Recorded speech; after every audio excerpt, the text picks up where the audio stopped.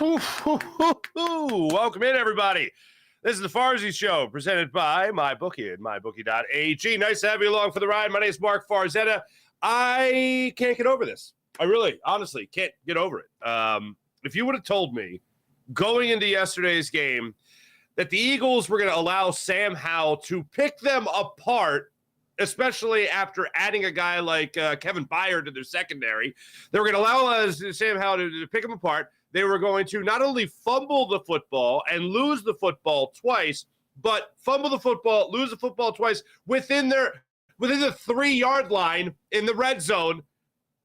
And you tell me they win that game, I say, oh, and also they don't sack Sam Howell until the fourth quarter, and they only sack him once. I am telling you, the Philadelphia Eagles lose that football game. They lose to the Washington Commanders. But you know what happened?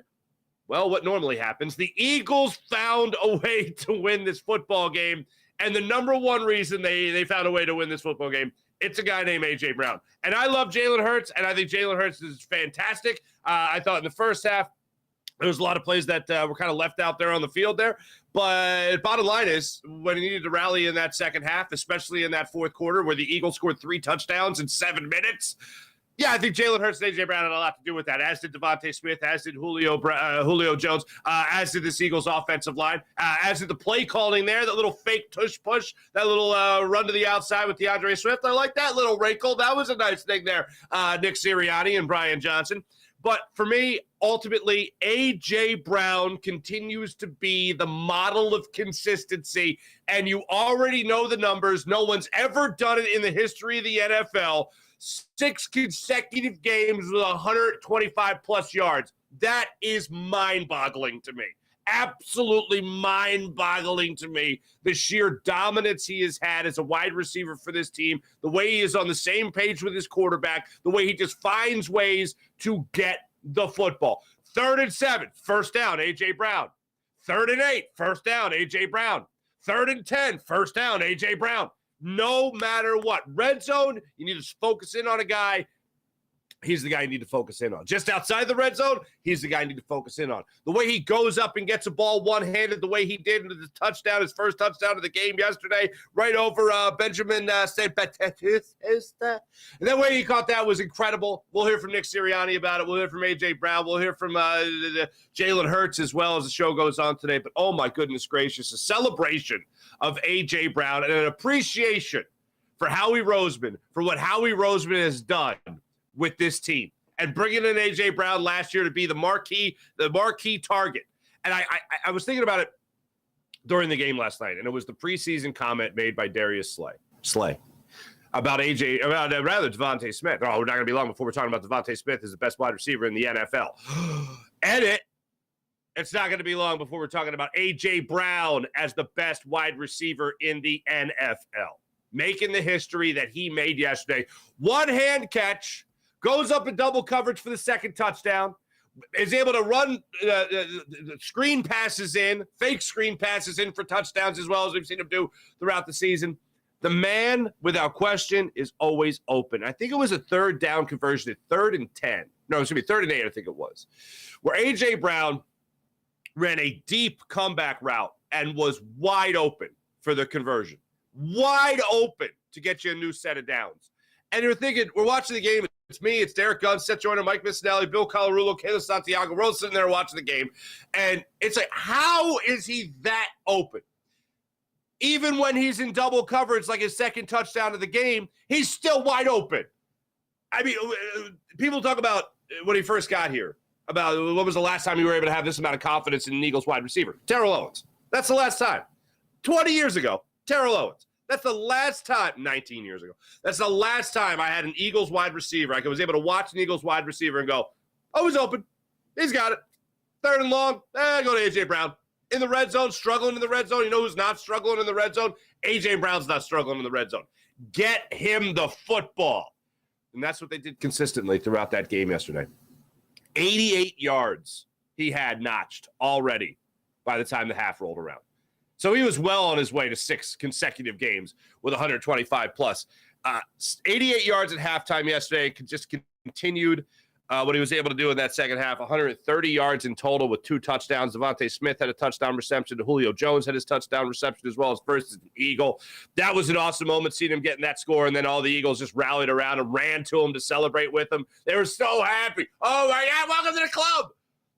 I'm amazed. The Eagles put this out yesterday, just a nice celebration of being 7-1. And with the Kansas City Chiefs losing yesterday, the Eagles are all alone as the best team in the NFL. They are in the top spot in the NFL at 7-1. A.J. Brown by far has been the most impressive Eagle this season. I think that goes without saying. Jalen Hurts, obviously, with the interceptions. Jalen Hurts with the second fumble of the game there for the Eagles on the tush-push fumble. Didn't think I'd ever see that, but yet we have seen it. He's been great, but A.J. Brown, when you consistently are the target for your quarterback and you're consistently the guy that in case of emergency break glass and go to A.J. Brown, he has been that guy for that offense. As the kids say, he is him. And that's what he's been able to bring to the table this year. It's been amazing to watch. It's like you just run out of adjectives to talk about how good of a football player he is and how great of a wide receiver he is. And the year he's having is nothing short of amazing. And I just can't wait to watch it continue. And boy, the Eagles going to need it. I'll get a little ahead of ourselves here. Here's the schedule over the next 5 games for the Eagles.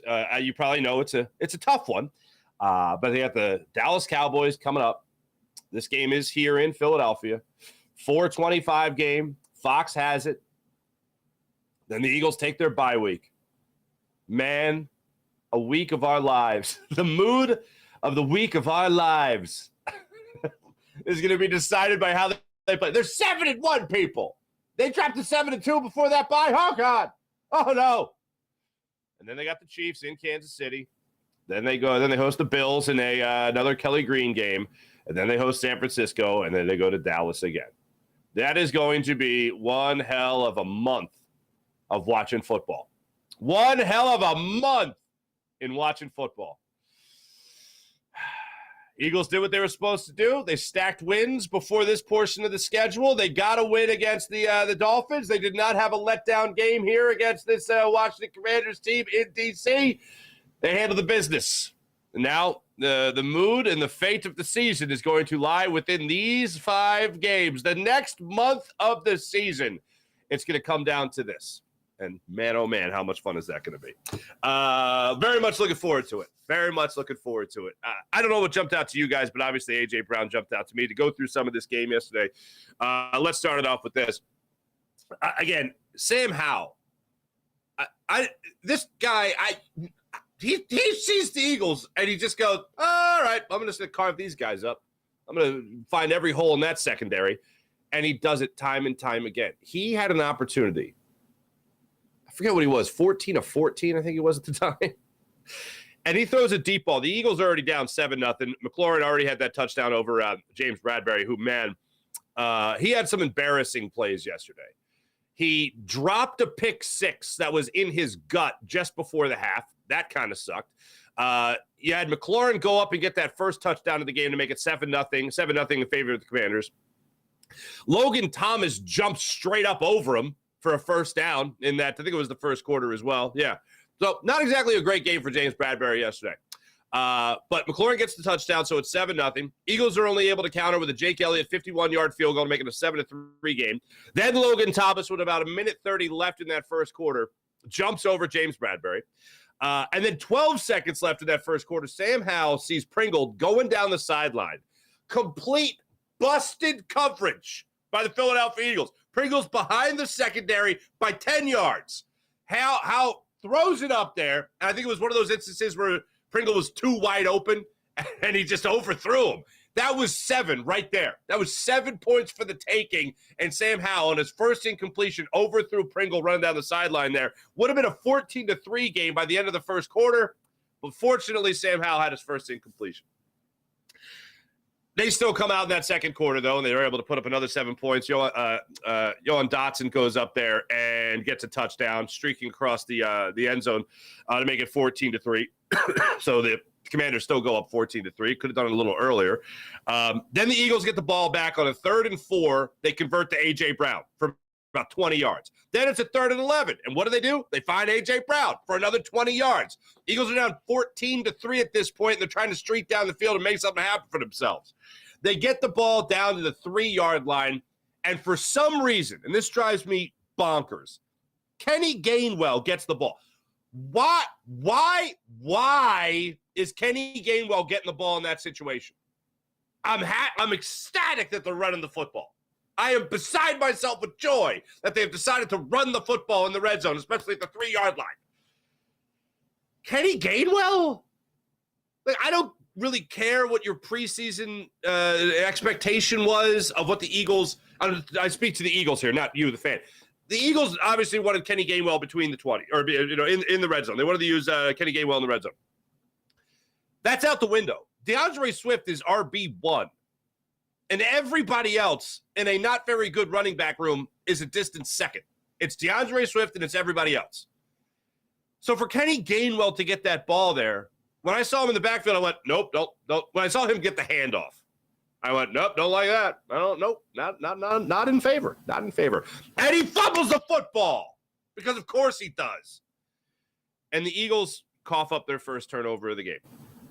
Instead of it being a 14-10 game in this situation, the Eagles are still sitting there at 14-3. Fortunately, the Eagles are able to come up big and actually get a stop. And you had the James Bradbury dropped interception. It would have been a pick six. It would have ultimately made the game a 14-10 game right then and there at that point. But the Eagles are able to get the ball back. They're able to go down the field, and they find A.J. Brown in the end zone for a spectacular one-handed catch over Benjamin St-Juste. Just there. And it comes over the one-hand catch, comes out with a touchdown, 14-10 in favor of the Eagles. Here's what is so amazing about that play. Here is Nick Sirianni after the game talking about that A.J. Brown play in particular and how he had seen it before. Listen to this. You talking about the touchdown or which one of the 10 catches he had? He made the exact same play in practice on Friday. On the same sideline, against the same coverage, with the same ball. Like, that was AJ's going to get – it was an unbelievable catch. It was a hell of a ball, too. And so, it was almost identical to the play that happened in practice. You love when that happens because you practice – you play how you practice, right? And it just confirms to us how important our process is, how important practice is. And that was just a huge play. Did that put us up 7? That tied it. I got you. Okay. Yeah, it was huge though. Whenever you get that's a big moment. Anytime you make a play like that, everyone feels that, right? Whether that's Hassan getting a sack like he did on the 4th down, or DeAndre's touchdown, or that type of. Anytime there's a play like that, this game's about momentum, and our guys were able to hang on to some momentum after that play. I love the head coach getting confused because so many great plays by A.J. Brown. He wasn't sure which touchdown he was talking about. I mean, the one that made it 14-10 or the one that made it tied? No, 14. Okay, cool. The fact that they ran that play exactly how they ran that play in practice exactly how it played out in the game. When A.J. Brown was asked about that particular play after the game, he had said that Jalen Hurts threw the ball exactly where he threw it in this game. In practice, he threw it in the exact same spot he threw it in the game. Which, I mean, you talk about quarterbacks putting the ball in a position or in a spot where only their receiver can make the play on the ball. Like, a lot of times we'll talk about it as a low throw. He put that ball in the only spot that his receiver could get it and not the defensive back, But that ball was put in a spot where A.J. Brown almost couldn't even get to it. The only way he could get to it is with a one-handed grab. And apparently they did the same thing in practice as they did in this game. Hey, you play how you practice, and this game seems to be the perfect example of that. Because when we get to it, the Julio Jones play, same thing can be said about it, and we'll tell you why in a second. But you come up with that touchdown, and the Eagles are down 14-10 now. Then, unfortunately, they allow the Commanders to move down the field a wee bit, and you have a situation there where you line up for a 56-yard field goal. Then there's a penalty. They push it back another 5 yards. And Sal, God bless him, he put it through the uprights. 61-yard field goal. It's a 17-10 Commanders lead. Sound familiar? Because it should. That was the exact same score at halftime of their Week 4 matchup that the Eagles came back and won. So I saw that field goal went through. I'm like, I'm pretty sure this is the same. I went back, I checked out the same score. And I go, I have never been more confident that the Eagles are going to win this game than I am right now after they just nailed that 61-yard field goal. So the Eagles get the ball. They come out of halftime. Kenny Gainwell gets the ball right out of the gate. He's able to convert on a big third down play there. Then you get the 4th and 2 situation where Brown draws the penalty in the red zone, right at the goal line, draws the penalty, sets up a 1st and goal from the 1. And all of a sudden, right before our very eyes, the tush-push fails. The brotherly shove comes up small. Jalen Hurts fumbles the football. Said after the game he didn't secure the snap. Ball got knocked out of his hands, and that's how the fumble happened. So now that momentum that you just built up there, coming out of halftime, getting the ball, moving downfield, it's gone. The ball's now back in the hands of the Washington Commanders. Eagles are able to get some stops there. Another interesting thing that took place after that, they get some stops. They lose the ball, get some stops. You have a 4th and 2 scenario in that third quarter where Jalen Hurts was scrambling a little bit, found Devontae Smith across the middle of the field. Devontae Smith goes down and gets the football, or did he? Ball clearly hit the ground. Eagles run the play quickly. It's called a catch. It was not. Eagles run the next play quickly, and very rarely does this happen where they get the next play off quickly and the other team doesn't throw the challenge flag. Ron Rivera did not throw the challenge flag. Instead, he kept it in his pocket, and the Eagles end up marching down the field on that play, and they find A.J. Brown on a 3rd and 7 for his 2nd touchdown of the game. You're now tied at 17-17 in the third quarter. Moving into the fourth quarter now, it's a 3rd and goal situation from the 7. Logan Thomas beats the brakes off Reed Blankenship. Oh, my goodness gracious. It's a 24-17 game. So now, at this point, I'm a little bit concerned because the Eagles were supposed to have all the momentum in the world, and now all of a sudden you're down 24-17. Reed Blankenship, like I said, just got beat on the inside. Can't give that up. He gave it up. Good route, but still, Reed Blankenship's got to make a better play on that football. Wasn't necessarily blown coverage, but he got beat by a step, and that, as we all know, is wide open in the NFL. Blah, blah, blah. So it's 14-7 now, 14-7, or 24-17 now in the fourth quarter. What happens next is incredible. It was like a big, fight in a cartoon where the two characters go in and there's a cloud of smoke, and you don't know what happens. You just hear. And then it's like one guy comes out of it. That's what happens next over the next 7 minutes of this football game in the fourth quarter. Eagles down 24-17. 8:47 left in the game. There's a 2nd and 10. Washington blows their coverage like nobody's business. For some crazy reason, this Ron Rivera, Jack Del Rio defense decides the way to stop this particular play on a 2nd and 10 at the 38-yard line is to stay on Olamide Zaccheaus. Yeah, that's the guy that's going to burn you. Olamide Zaccheaus. So Devontae Smith somehow magically just is able to sneak behind the coverage, and he's wide open. Jalen Hurts hits him in the numbers. He trots in for the touchdown. It's 24-24 now. Then Reed Blankenship, who is not having his best game either, comes up with a huge interception. All of a sudden, Sam Howell's human. He puts it right in the gut of Reed Blankenship. The Eagles are going to be able to convert that into points to make it a 31-24 game in the fourth quarter. They hit Julio Jones. They got their 2nd touchdown in the fourth quarter, their 3rd of the second half. Jones gets the touchdown. Everybody celebrates with him. It was an awesome moment.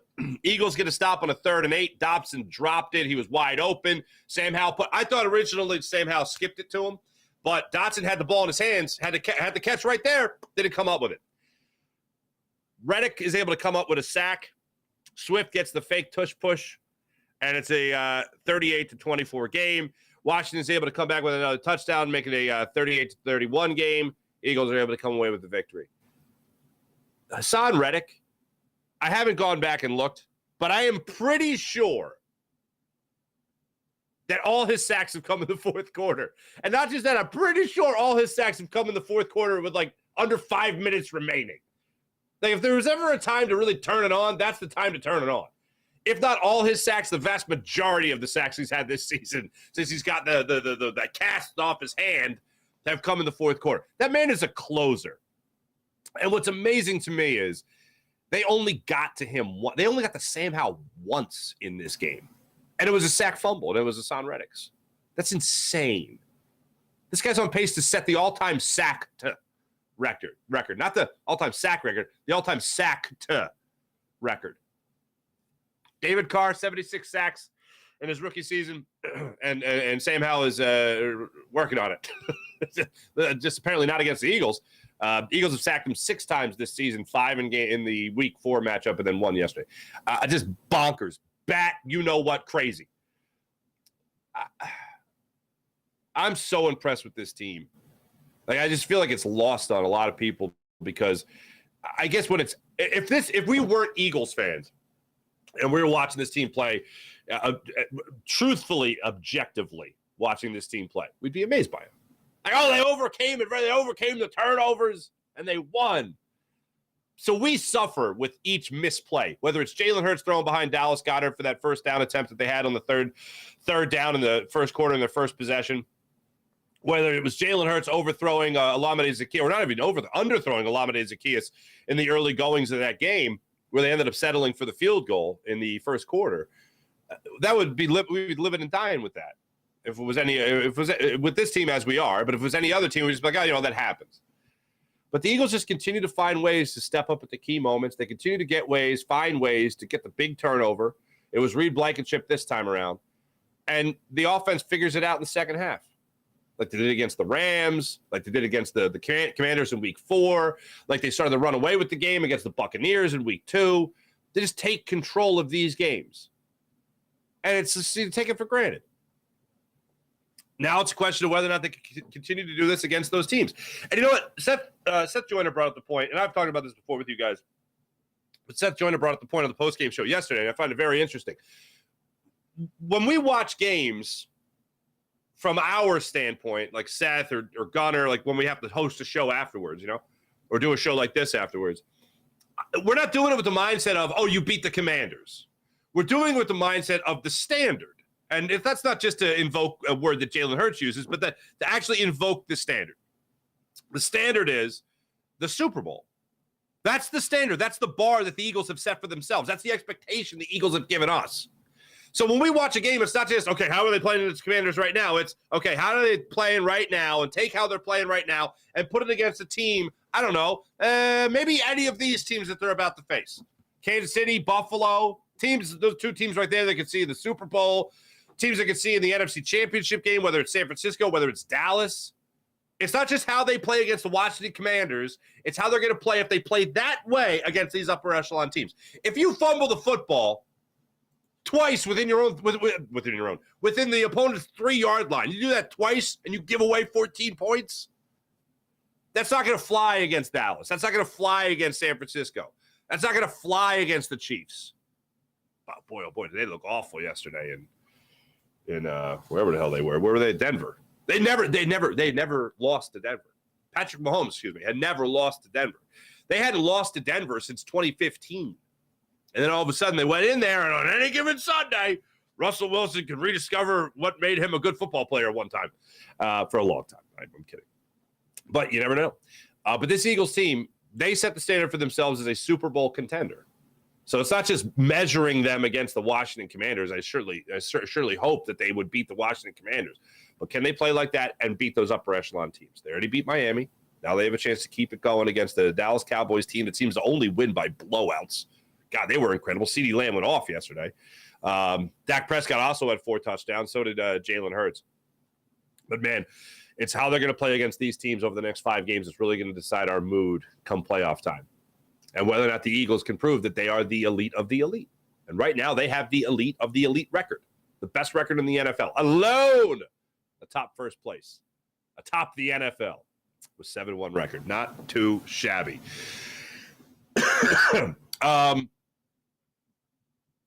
Let's hear from the coach on those fumbles. I love this. One of the big buzzwords we have as a fan base, media, whatever, is accountability.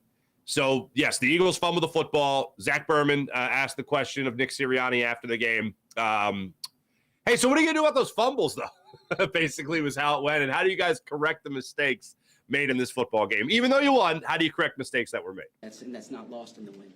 Yeah, Zach, you don't ever have to worry about that with us. We're going to be correct. We're not built that way. We ain't built that way. We're built by every mistake that we make, we correct. Every time we do something right, we praise. And that's accountability. Accountability is not only that you correct things that are wrong, but high praise when they're right. And again, that builds belief, right? And so we'll look at the fundamental cause of why the fumble happened, and we'll correct it. And we'll try to do our job to put them in positions to reenact that fumble. So we're trying not to make that play, that something like that happen again. And so, yeah, that doesn't even. If you said that to our players, you say that to one of our coaches, that doesn't register with us because we aren't built that way.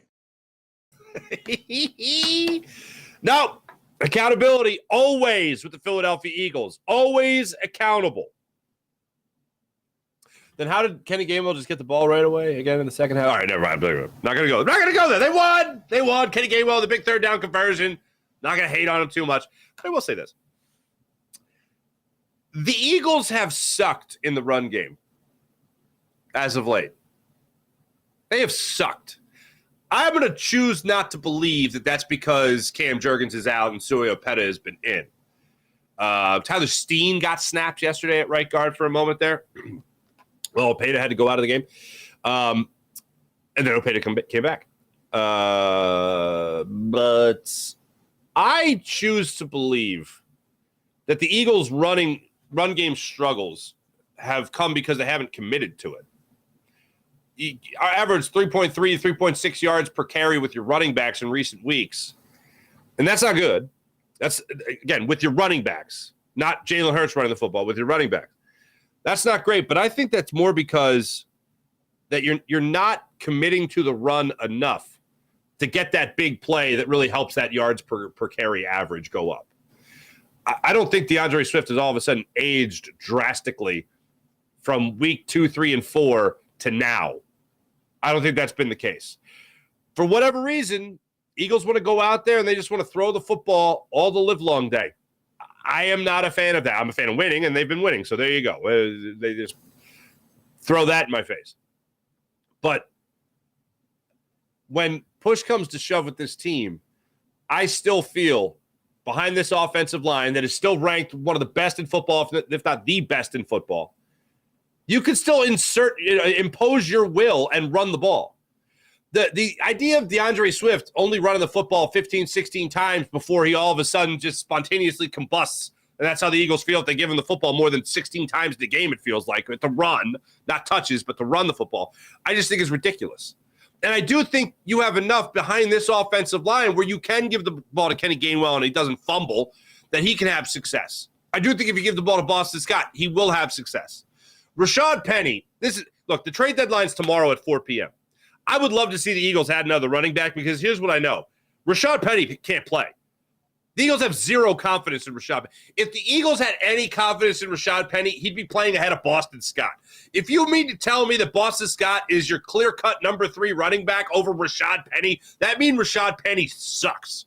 And I'll say this, in the very limited time we have seen him this season, he does look slow as hell to the line of scrimmage. I don't know if the injuries have finally taken their toll. The only thing that makes me think no is the idea that he's still on the roster. But again, to be inactive, this team has no confidence in him. And Gunner is the guy that is tapped in. He's the guy with the sources. And when I ask him about it, he always talks about the idea that this team just likes the insurance policy of Rashad Penny. Well, that insurance policy seems to suck. It's like you get in a car accident, look at the guy's insurance, like, oh, this is your insurance? Oh, man, this is going to take forever. It's not a good insurance policy. Is that covered? No. Is this covered? Nope. Is that covered? What, are you kidding? Rashad Penny is not very good insurance. And if he was, we'd see him a hell of a lot more than we've seen him already. So that is just bonkers to me. I think the Eagles need to add one more running back. I don't think that's Derrick Henry. That's just another option not named Rashad Penny. Find me somebody that's between Boston Scott and DeAndre Swift. Find me that guy. Then you had to have Boston Scott inactive, with the exception of the 2 days you play the Giants, and there you go. So that's where I think the Eagles, if they're going to make another move, it's probably going to be depth maybe at the offensive line, and then I'd love to see them just add a little bit more depth at the running back position. That's what I'd love to see the Eagles do before tomorrow's deadline. And, of course, Howie, for all intents and purposes, is still knocking on doors, still calling, still texting, still sending emails, trying to make something happen. But bottom line, I'd love to see them do something with the running back position. But there you have right there, as we just heard Nick Sirianni talking about the accountability that he has for this team. One thing was really grinding my gears going into this game, and that was the fan reaction. A lot of fans' reaction to the conversation about Jalen Hurts' knee. Jalen Hurts had an epic game yesterday. I mean, think about this. All right, A.J. Brown in yesterday's game, let me pull up the numbers here. A.J. Brown and Devontae Smith had as many catches as they were targeted. So every time Jalen Hurts wanted to throw to those two gentlemen, it was a completion. One of them should have been incomplete to Devontae Smith, but referees didn't know what the hell they're doing. 130 yards for A.J. Brown, 99 yards for Devontae Smith, 3 touchdowns between the two of them. They both had at least one catch of 25 yards at least. That's pretty damn good. They're cooking, man. They are absolutely cooking. And Jalen Hurts is the key cog in the wheel to make sure that passing game is as good as it is. And A.J. Brown has been the most clutch cog in the wheel. But when it comes to Jalen Hurts' game yesterday, you're talking about a 135 passer rating. You're talking about completing 29 of his 38 pass attempts for over 300 yards and 4 touchdowns. Looking at the numbers, he does not look hurt. He does not look banged up. But in the third quarter of that game, he was dragging his leg up the field. Dragging it. Limping, hobbling. And it didn't look like Jack Del Rio and Ron Rivera were noticing, because it did not really look like the Commanders were overloading blitzes. It didn't look like they were sending the house. It didn't look like they were really challenging Jalen Hurts too much. Apparently, this is a manageable knee injury, but Jalen Hurts was rather tight-lipped about it after the game. Here he is on where he's sitting right now with his bum knee. How's your knee? I'm here. I'm really happy how we persevered and, how resilient we were today. I'm happy we won. Hey, how you feeling? I'm here. Last year, his go-to phrase about his shoulder, if you remember, was good enough. How good's the shoulder feeling and how you feel? Good enough. This year, it's I'm here. Hey, how's the knee? I'm here. No, we see that. And the follow-up question, I give Mike Stielski credit for this. The follow-up question was, how's the knee? They didn't all answer the question. We understand you're here. We just saw you play and play very well. I just hope this is something that it seems to be something that you just can't make worse. So I'm in favor of not making it worse for Jalen Hurts at least. The other thing that he got into yesterday when he was asked about his wide receiver, A.J. Brown, and just the incredible run that A.J. Brown is on right now. Here's Jalen Hurts on what A.J.'s doing. I mean, he's doing really impressive things. He's playing at a very high level. He's been consistent, and as a friend, I know what his mentality is and where it's coming from. It's no surprise in the way he works, what he does in the offseason, where his mental is and why. And so I'm proud of him as a friend and as a quarterback. And, I'm proud that he's truly invested into winning and putting the team first and doing whatever he needs to do in his role to win. I notice a theme with this team, and that's one of the things I love about this team, and it's one of the things that gives me a lot of confidence in this team. And yes, they play great. This team has so many different players that are team-first guys.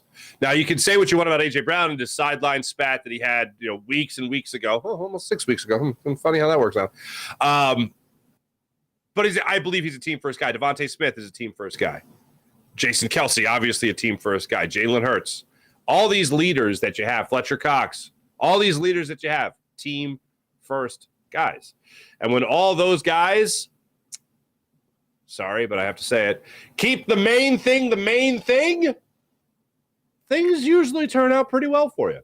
Like 7-1, like a trip to the Super Bowl, winning the NFC.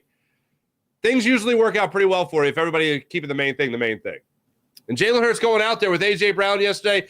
Jalen Hurts going out there with Julio Jones in the red zone. Jalen Hurts going out there with Devontae Smith hitting him wide open for that 38-yard touchdown. It's only his second four passing touchdown game of his career. Only the second one. That's a pretty special thing. The other one came last year against the Steelers. And this one this year was a sight for sore eyes considering the way the Eagles defense was struggling in this game. Went out there and absolutely balled. And then the second half, you saw a much more consistent, much more accurate Jalen Hurts than he did in that first half. So between A.J. Brown, Devontae Smith, and going back to their quarterback, Jalen Hurts, this offense was making things happen. And also yesterday, I meant to look it up because it really seems like Dallas Goedert was targeted 7 times yesterday, only had 4 catches, 36 yards. But he has definitely become a bigger part of this Eagles offense over the last couple of weeks. So that has been a great thing to see. As far as their running game went in yesterday's game, Kenny Gainwell, go figure, only came away with 2 attempts for -4 yards and a fumble. Obviously not great. DeAndre Swift, 16 carries. There's that 16 again. For 57 yards, just 3.6 yards per carry. He did have the 1 touchdown on that. I love that play call. I know I said it already, but I'll say it again. Love the play call with the fake tush push that they were setting up there for DeAndre Swift to run that ball to the outside. Now defenses have to have that in the back of their mind when they play the Eagles. If they're setting up for the tush push, Eagles have run a couple different variations out of the quarterback sneak that make defenses at least know that there's something else that could be coming. Especially if they're not at the first and goal from the 1. Make the defense think that something else could be coming. Now it could be not an end around, but just a little play to the outside there with DeAndre Swift like they ran for the touchdown yesterday. Jalen Hurts in previous weeks has taken that ball back a little bit and then gone over another gap to try to get the first down. So just keep the defense thinking. I'm still waiting for the fake tush push into the throw that goes for 60 yards or whatever. That's the one I'm really waiting for. It'll be like the Dan Marino fake spike. Let me see that happen. So just an incredible game there yesterday. Everything clicking. One thing I did not check because I wanted to make sure I saw this from last game. One thing I wanted to see that was different from the Week 4 matchup against with the Eagles against the Commanders was their third down efficiency. Holy Stromboli. Eagles 8 for 13 on third down yesterday. 1 for 1 on fourth down. And that was the 4th and 2. Excuse me, 4th and 4 where Jalen Hurts hit Devontae Smith and he dropped it, but he didn't. Wink, wink. That was the only time they converted. But yeah, third down. They were only something ridiculous, like 2 for 12 or 2 for 14 in Week 4 against the Commanders. They were 8 for 13 this time around, 61% conversion rate on third down. Commanders, by the way, 7 for 12. Good Lord. That's terrible. Terrible by the Eagles defense. Last but not least, A.J. Brown. This is what I love. So you know the numbers there with A.J. Brown. He becomes the first player ever. We know the numbers there. I'm not going to say him again. But it is pretty impressive. Brown also yesterday became the first NFL player to produce 100-plus receiving yards in 6 consecutive games since Julio Jones in 2018. Overall, Brown is the 9th player to accomplish that feat in NFL history. Adam Thielen, Michael Irvin, Demaryius Thomas, Mike Wallace, Calvin Johnson, Isaac Bruce. Wow, hold on. God, tell me it's not a passing league. Michael Irvin and Isaac Bruce did it in 1995. Mike Wallace did it in 2010 and 2011. Calvin Johnson did it in 2014. Demaryius Thomas did it in 2014. Odell Beckham Jr. did it in 2015. Adam Thielen did it in 2018. Jones did it later in the season in 2018. Those are some pretty good names. Those are some pretty good. Isaac Bruce, Michael Irvin, Demaryius Thomas, Odell Beckham Jr., Adam Thielen, Mike. Oh, my goodness. Calvin Johnson? Wow. Yesterday, also, Jalen Hurts went over 10,000 yards. 7th Eagles player to do that. Over 10,000 yards for Jalen Hurts. Holy pots and pans.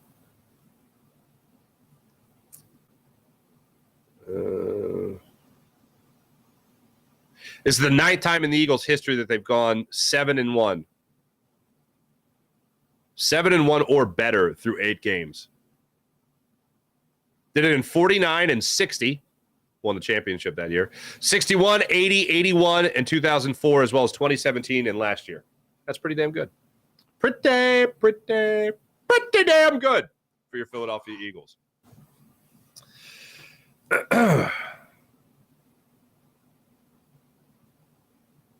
Good Lord. Also, Nakobe Dean, who I'm still rooting for, has left a lot to be desired.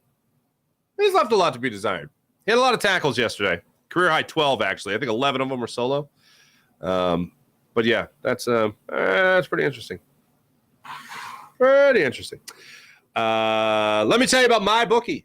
MyBookie.ag. Check out all that MyBookie has to offer at MyBookie.ag. Just use promo code Farzy for up to $200 in a cashback bonus when you go to MyBookie.ag. They have phenomenal long shot odds as well on a Super Bowl front runner. For instance, Chiefs Eagles.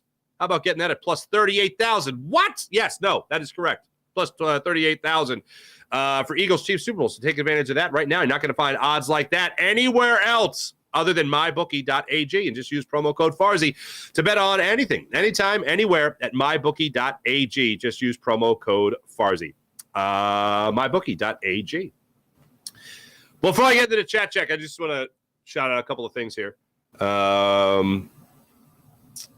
Shout out to the Union for getting a win, and then the Philadelphia 76ers.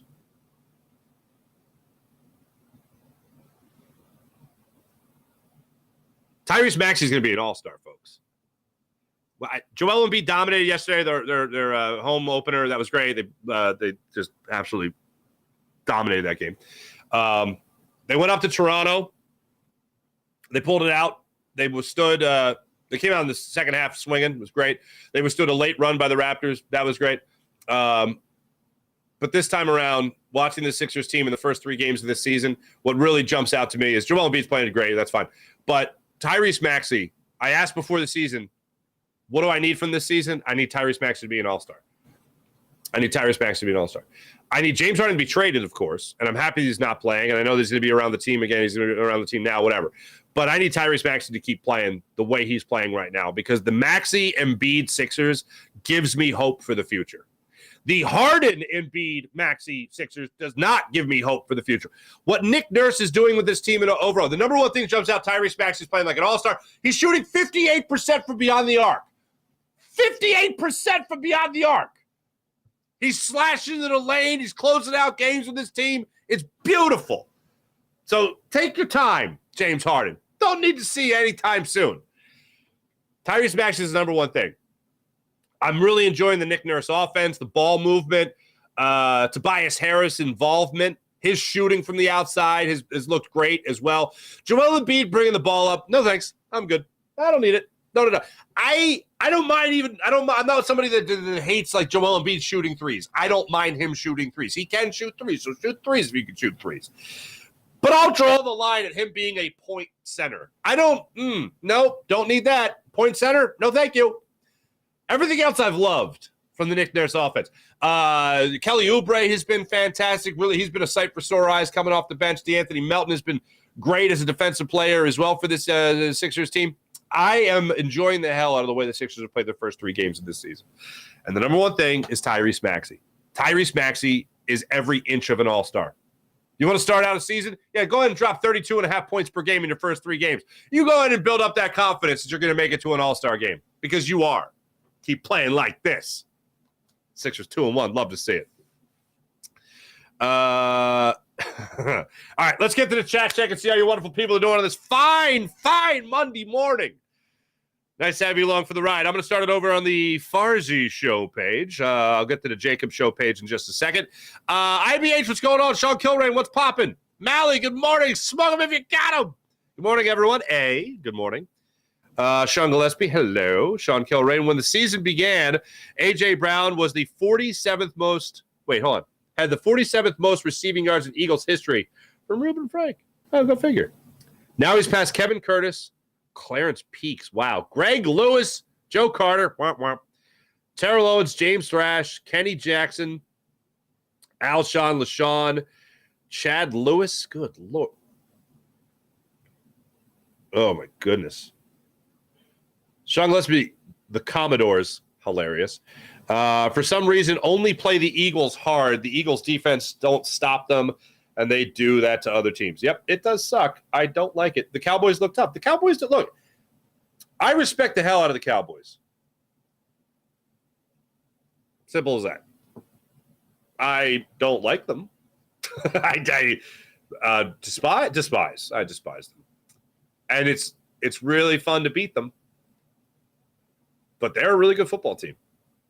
Dak Prescott is set to play against the Eagles, and Jalen Hurts is set to play in that game, and we're actually going to get a quarterback matchup that we haven't really gotten too much over the years. And Dak Prescott has spanked the Eagles in the wins and loss column, and you can debate on how that's happened, but the bottom line is it's happened. I'd really love it for the Eagles to go out there and absolutely get after Dak. I'd love Hassan Reddick to come out of there and just have Dak for lunch that day. Same thing with this entire Eagles defensive line. And they're going to need it. They're going to need to. They're going to have to force Dak into making mistakes to win that football game. But, yeah, they're a good football team. I don't know what the opening line is to the game. I'm not even looking at it yet because I don't want to go there just yet. But damn. Oh, woof. It's pretty impressive. PJ, I think I played it. Did I play the A.J. Brown cut, Tim talking about his catches? Did I hit that yet? I thought I hit it. I don't know. Let me know in the chat if I didn't hit it because I want you guys to hear it from A.J. Brown himself. I thought I played. I'm not sure. I don't know. I blacked out. Cowboys look tough. They do. Eagles are Washington's Super Bowl. Dom, you're absolutely right. The Eagles are still winning despite having two new coordinators. Sean Gillespie, I got to think it goes beyond Brian Johnson, the way this team plays sometimes, in terms of the play calling that a lot of it is on Nick Sirianni. To me, it's a wild thing. I feel like they are such a better run team, and they're not giving themselves the opportunity to really have that breakout running game. And I don't know if they're waiting for Cam Jurgens, but talking to some people yesterday, Sua Opeta is a very good – he's a much better run blocker than he is a pass blocker. So why not give him more opportunities to run block? Just a thought. Mally, the defense looked like it was resting all yesterday. Last touchdown by Howe. The Eagles defense was definitely resting. They looked like they were taking a nap. Refusing to believe they lost to the Jets. Dom, I want your denial. I want that right now. Mally, what happened to Penny? Penny sucks, apparently. Rashad Penny, the Eagles' insurance policy, the Eagles really like him. Yeah, they really like Trey Sermon, too. I'd rather have Trey Sermon than Rashad Penny. Hey, I think we're losing to the Cowboys. Well, come on. Don't start with that on a Monday. The Broncos beat the Chiefs. The Broncos, a week-by-week team. Week-by-week team. Yep. Broncos beat the Chiefs. Sean Kilrain, sorry that poop emoji isn't happening. Sundays versus the Cowboys. Dak is whack. There you go. Hey, how about them Sixers? How about them Sixers? Sean Gillespie, correct every mistake except using Gainwell. Keep using that mistake. Who does Gainwell have pictures of? I need answers. I see Penny being activated for this Cowboys game. Farzy, you watch. Sean Kilray, hey, I hope so. Need a stud corner. Bradbury is toast. AP says he can still play. Yeah. No thanks. April! Morning, April. Dean, what's going on? Burmy, what's up? Farzy, can't wait. Omar Harvey from Bermuda. What? Oh! What's up? It's the first time to see a live game? There you go. What a game to go to, my friend. Dom Patton, who has more gorgeous eyes? Kelly Oubre or Trent Cole? Ooh. Now, this is a question I was not expecting today. Jeez, really caught me off guard here. It's a great question, man. Wow. I'm going to have to think about that, Dom. I'm going to go Trent Cole. Trent Cole. You know why? Because I've interviewed Trent Cole face-to-face. I haven't interviewed Kelly Oubre yet. Trent Cole, oh, man, he's answering questions about getting after quarterbacks, and I'm just like, this man has gorgeous eyes. This guy has gorgeous eyes. Anyway, tell me that part about Sack and Tony Romo. Anyway, we need to have more than a four-man rush. Yeah, not been very aggressive defensively. Thanks, everyone, on the Farzy Show page. Let's get to the Jacob Media page. What's going on, everybody? Sports in 88, A.J. Brown ain't human. Jalen's playing hurt, had 4 touchdowns. They are too explosive. Absolutely. Why aren't they running the RPO? Had 1 called run in the first quarter. Yeah, that's not great. I saw the RPO maybe twice yesterday, and it was for a completion. They threw it, and I was like, yeah, more of that. Seth Joyner had a theory about it that they were using it for the second half of the season. And where are we? We're in the second half of the season now, going up against the Cowboys. Week 9 in the NFL. Tough schedule here. 5 games. Maybe see that RPO a little bit. Mahomes 14-0 on the road against AFC West until last night. Womp, womp, says Dirty D. Great name. Sportsin, what's up? Penny ain't worth a penny. Womp, that's hilarious. Joshua, what's going on? We're running RPOs in the first quarter. Hurts keeps pulling it. That's why in the second half they switched to more traditional running, like the pistol. Yeah, how about the pistol formation? I saw that a lot yesterday, more than I've seen in recent weeks. Other guys available besides Henry and younger running back, yeah. If I was Howie, I'd grab Robinson for the Commanders. Well, if they lost that game, they were supposed to be sellers, and now they're sellers. So I'd grab Robinson as well.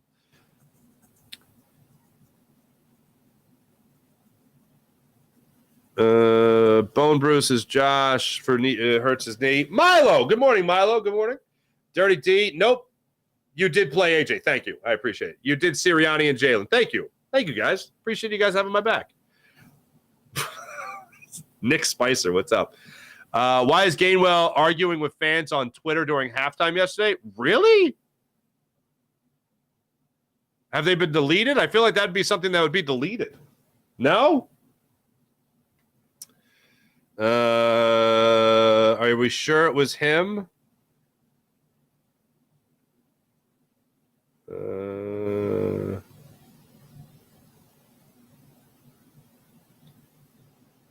I don't think this is him.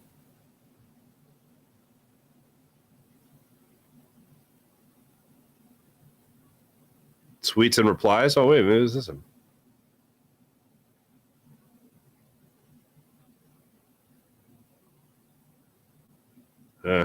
Whatever. Gainwell, don't fumble the football. That's all I ask. Thanks for watching. Thanks for listening. You guys are fantastic, as per usual. My name is Mark Farzetta. This is the Farzy Show, and it is brought to you by the wonderful people of MyBookie, mybookie.ag. Also, make sure you guys check out the wonderful people of PHL Sports Nation, Philadelphia Sports Nation, enhancing your Philadelphia sports fan experience across all social media and blogs. That's PHLSportsNation.com. Also, don't forget about the wonderful people at Sky Motorcars, skymotorcars.com. Thanks for watching. Thanks for listening, everybody.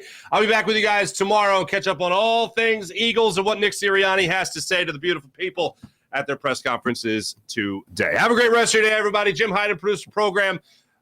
See you guys tomorrow. Bye.